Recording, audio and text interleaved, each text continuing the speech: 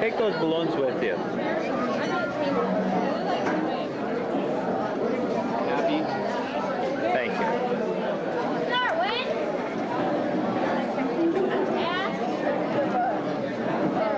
Yes? Go whining. Jeez.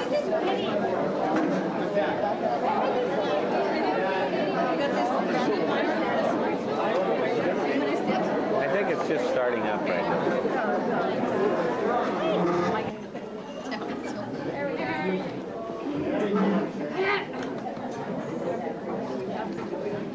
Listen to a story about a lady named Alice. She had many dreams of living in a palace. And then one day, Ollie proposed, and that was the start of the life she chose. Housewife, that is, no showbiz. Now the next thing you know, there's a baby on the way, and the family begins to grow that day. They thought they died and went to heaven, when the final count tallied at 7 kids, that is, 6 girls, 1 boy. The days were filled with cooking and cleaning. She kept the kids busy while she lay dreaming. She's often heard giving them the word, you can't walk the door till you scrub that floor. Clean, that is, no dust, and that's a must. In school, well, all got the word. Coal mines closing, load up the herd. So they packed and they loaded and they said goodbye. And off to the city they did fly. Hazen, that is, Mercer County. Now the kids went to school and Alice got a job. And the good Lord watched from heaven up above. Ollie grew tired and we wanted him to stay, but the Lord took his hand and led him away. To heaven, that is, with the Lord.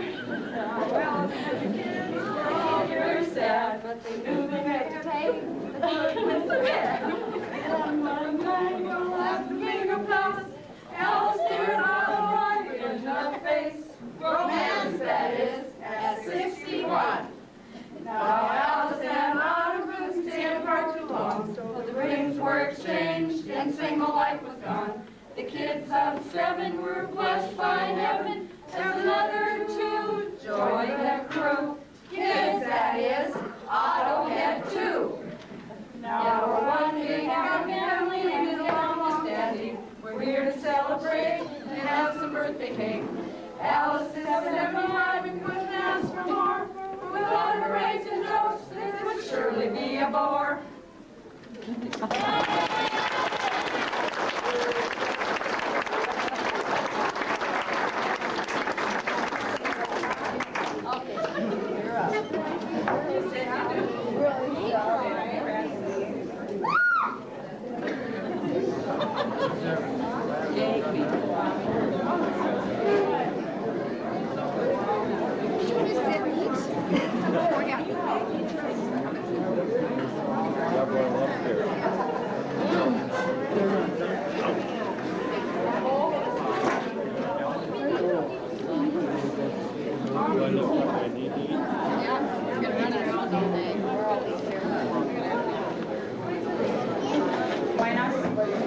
For Mom's 75th birthday. Okay, thank you. And I'll try not to bore you too much, but we just have a few things we have to say. Or I got stuck saying, bear with me, I'm not real excited about doing this. We're here to celebrate Mom's 75th birthday. She was born October 11, 1922, one of 7 children to Ole and Helena Olson. Tonight we're honored with the presence of one sister, Inga, and her husband Harold Farstead of Battle Butte, North Dakota. Would you stand, Inga? And Harold?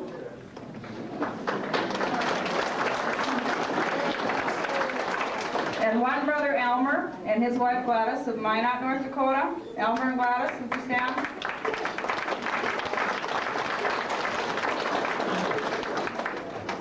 Mom was raised on a farm south of Columbus and graduated from Columbus High School in 1941. On March 21st, 1942, she married our dad, Oliver Running. From this marriage, 7 children were born. Bobby, her husband Murty, Stomper of Watford City, Their two children, Murdy of Sierra Vista, Arizona, and Melissa and her husband, Brad Harrington, and daughter Kylie of Steele, North Dakota. Randy, his wife Debbie, of Craig, Colorado. Their two children, Stacy and husband Dan Ovenden of Craig, and Chad and Lynette of Coeur d'Alene, Idaho. Vicki, her husband Vernon Oakham, Martinsburg, West Virginia, and their children Vernon and wife Maria, Austin, Texas. Robert and wife Susan from Chicago, and Todd and wife Maria from Houston. Burl and husband Jim DeShock of Craig, Colorado. Their two children, Jackie and husband Darwin Forquer, and daughter Amber of Craig, and Jamie also of Craig. Beth and her husband Greg Loken of Craig, Colorado, and their two children, Carissa of Tucson, Arizona, and Jamie of Huron, South Dakota. Denise and her husband, Myron Mutzenberger of Hazen, and their 5 children, Nikki and her fiance of Kelly of Fargo, Crystal, Grand Forks, Mindy, Lisa, and Ashley, all of Hazen. Tammy and her friend, John Pino, and daughter Michaela of Regina, Saskatchewan, Canada. Mom and Dad lived in Columbus, North Dakota until 1967, when Dad's job with the coal mine took them to Hazen. Dad passed away in 1980, and in 1983, Mom married Otto Kessler, and they now reside in Beulah. Otto has 2 children, Ardella and husband Jerome Miller, and family of Hazen. Jerome and Ardella, would you stand, please? And your families. And Norman and wife Kathy, and family of Pheasant in North Dakota.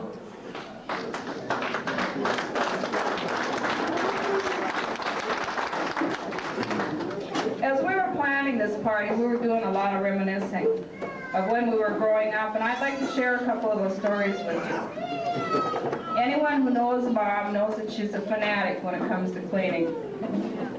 We can remember the days when Dad and us kids would sit in the car waiting to go to church, and Mom would be cleaning house on the way out of the door. And when Mom and Dad would go out with friends, and everyone would be outside waiting while Mom scrubbed her way out of the house. As I look around, I can see some looks of recognition of that. We remember most our Saturdays of house cleaning and Mom baking bread and buns. She was known famously in Columbus for that. After us kids were done cleaning, we'd all stand by for Mom's inspection. And I mean inspection. Mom would walk upstairs until she was eye level with the floor, and she'd lay her head down and inspect the floor for dust. Right, Mom? If there was one speck of dust, and I mean one speck, we did the entire thing over again. So we got smart after a while. We figured out that if we used furniture polish and a dust rag, there wouldn't be any dust when we got done. But we always hoped that she'd never walk up the steps, because we knew it was like a skating rink.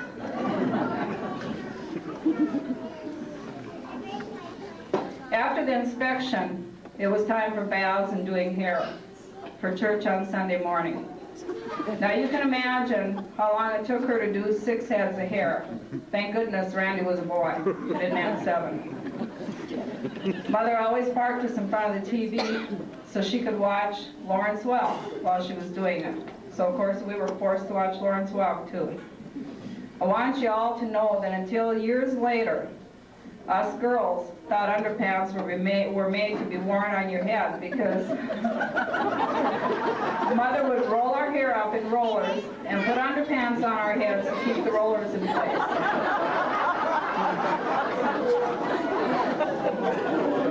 Randy doesn't realize how lucky he was that he was there. Oh, we learned a lot from Mom. Whenever we got together on holidays, Mom and her brothers and sisters would pull pranks. Inga and Elmer, remember that?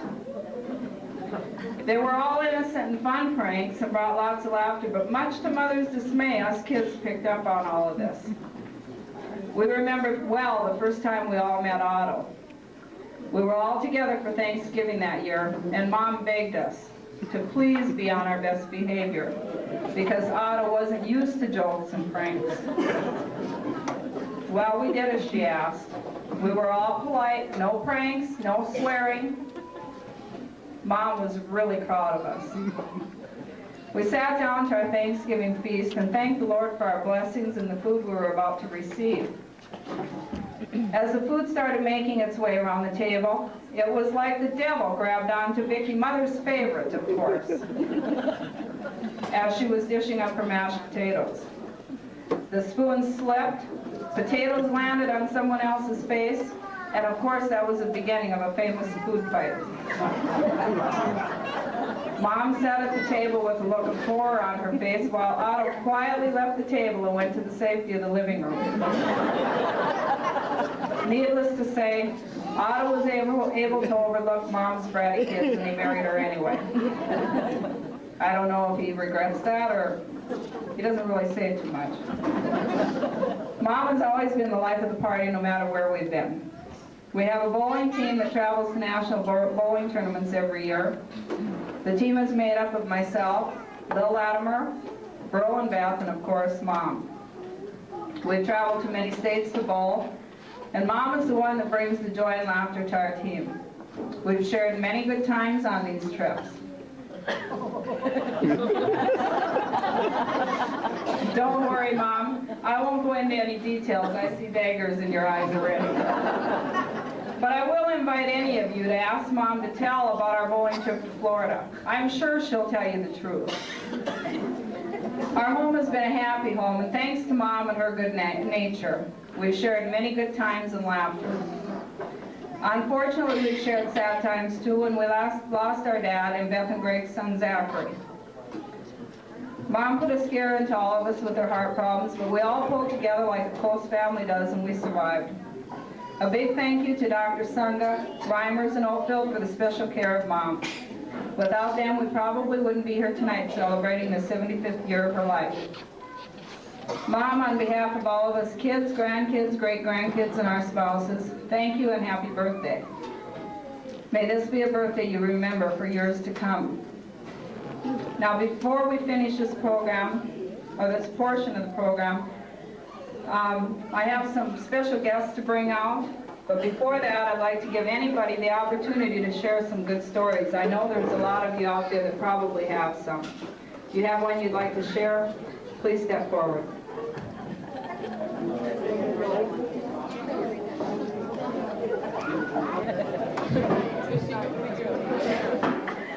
I do have a little story I'd like to share. A few years ago, Mother and I were having a little mother-daughter talk, and we got to talking about sex.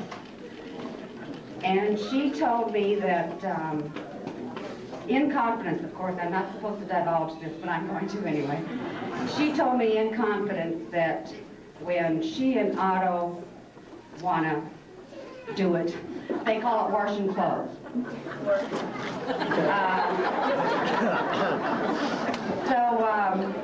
The night before last, I was going down the hall on my way to the bedroom, and Mom and Otto were already in their room.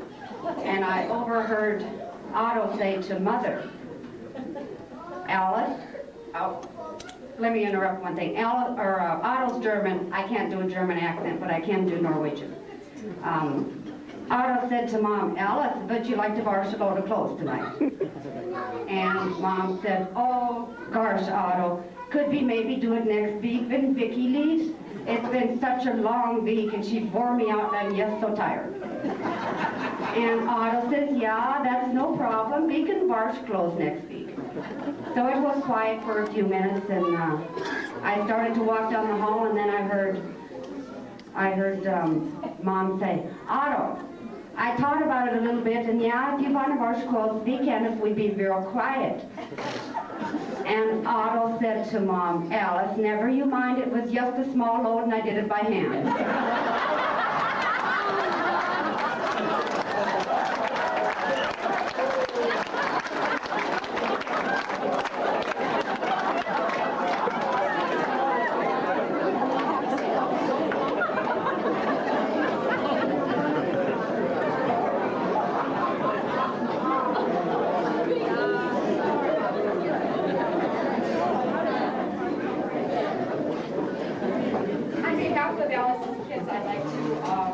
share something with you a little bit more on the serious side. I kind of think of Alice as my second mother. I grew up across the alley from the kids when we were little. Thank you, God, for pretending not to notice that one of your angels is missing and for guiding her to us. You must have known how much we need her, so you turned your head for a minute and allowed her to slip away to us. Sometimes we wonder what special name you had for her. We call her Mother. To think of not having her with us is unbearable. We don't know what we would have done without her all these years. She has loved us without reservation, whether we deserve to be loved or not. Willingly and happily, she has fed us, clothed us, taught us, encouraged us, inspired us, and with her own special brand of gentleness, reprimanded us. A bit of heaven's own blue, her eyes reflect hope and love for you and her family. She has tried to instill that love in us. She's not the least bit afraid of work. With her constant scrubbing, polishing, painting, and fixing, she has made every house we've lived in a beautiful home. When we were confused, she set us straight. She knows what matters and what doesn't, what to hold on to and what to let go. You have given her an endless supply of love. She gives it away freely, yet never seems to run low. Even before we are aware that we have a need, she is making plans and working to supply it. You gave her great patience. She is the best listener that we have met. With understanding and determination, she always seems to turn a calamity into some kind of a success. She urges us to carry our own load in life, but is always close by if we stumble under the burden. She hurts when we hurt. She cries when we cry. And she will not be happy until she has seen a smile on our faces once more. Although she has taught us to pray, she has never ceased to invoke your richest blessings upon us.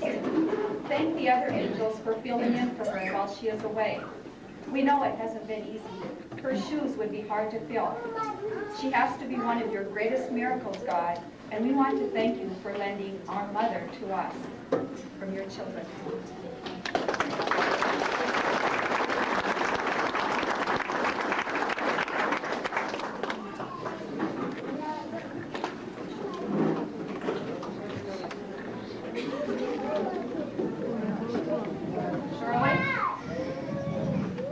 Shirley.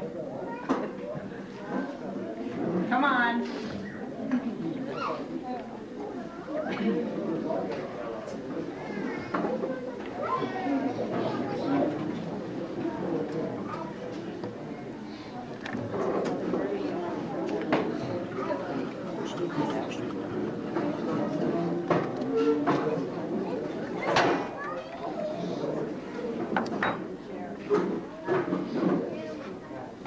This was supposed to be a small group, and I said, yeah, I would as long as it was a small group. But anyway, I feel a little bit more relaxed after some of these have been through the mill. When Ernie and I first moved into Columbus in 1958, our neighbors were the Runnings, and they welcomed us with open arms. We had 3 sons, and they had their children. The one exciting thing that our boys looked forward to was having Alice walk into the house, and she would say, "Anyone want to Indian wrestle?" And as most of you know, you lie down on the floor, opposite ends, and you try to flip one another. Well, they weren't very old, so she was taking advantage of them. So she'd flip them. And you know her laughter, well, it was just enough to entertain us all. The boys were pretty disappointed. But it wasn't too many years down the road. The tide had turned. The boys were the aggressors. And she came walking in, and they flipped her. And she no longer asked for that. Alice was a night owl. She would be baking and cleaning and laundering when others were already done for the day. Then over she would come and say, "Hey, Ernie and Shirley, how about a game of pinochle?" Well, Ernie had a job to go to, and I did too, and Ernie'd say, "Well, 1 maybe. I'm soon ready for bed." But she usually got to squeeze in another 1 or 2 games after that. The 2 recipes that still stand in my mind are Alice's caramel for her rolls and her boiled cream frosting on her homemade chocolate cake. Others would ask me for the recipe and I'd say, well, they're Alice Runnings and you know you just have to mix the things together until they get to the right consistency and then boil. Well, mine didn't always turn out that way. Alice, we've shared good memories. We've shed our tears together. But today, we want to wish you the very best and many more good years. And I hope that I can be up and jumping like you are today. God bless.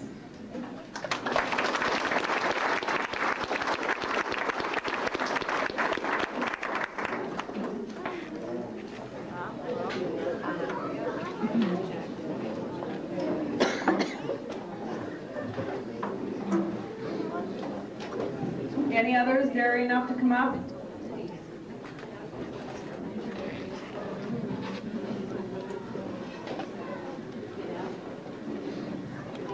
Ashley, where's Ashley? Ashley, come here.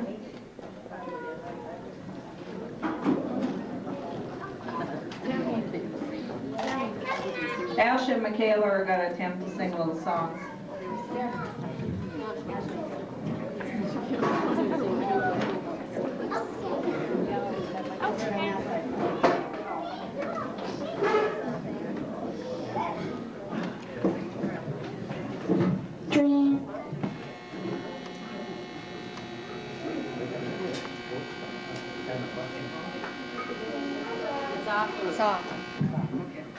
Twinkle, twinkle, little star, how I wonder what you are.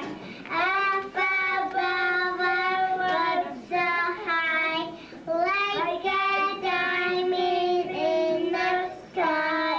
Twinkle, twinkle, little star, how I wonder what you are. Up above so high, like a diamond in the sky.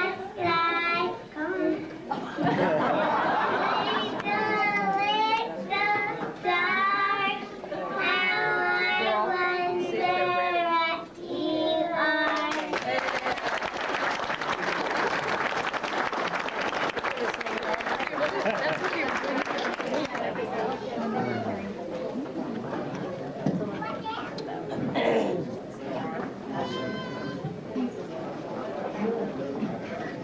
Thank you. You were talking about how your mother was had all you kids clean the house. Well, Dad and I did a deal one day, and we made sure she had it clean. He had trouble with the furnace, and we took the vacuum cleaner down there, and we started trying to vacuum the soot out of this furnace. And we weren't getting very far. He had one of these filter clean vacuum cleaners that you can reverse and you can blow instead of suck. So I said, you know, we could reverse this. We could blow that stuff out of there. So sure, that'd be a good idea. Well, we kind of forgot to close the furnace door, and boy, did we clean that furnace.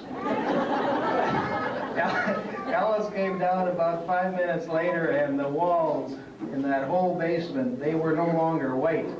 And I'm surprised she let me come back in the house again. But I think she did tell me later she collected insurance. So, you know, Alice always has a way to get around things. Come out ahead anyway. But I was really sorry. I really felt bad. I didn't think she'd ever let us back in the house. But I do want to thank all of Alice's children for being good to my dad. They've treated him very kindly. Alice has been very wonderful to our family. She has loved and treated my children and the grandkids very well, made us feel like part of your family. Thank you. Happy birthday.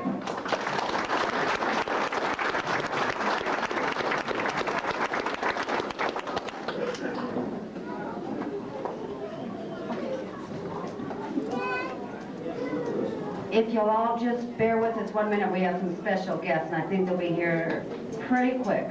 Thank you.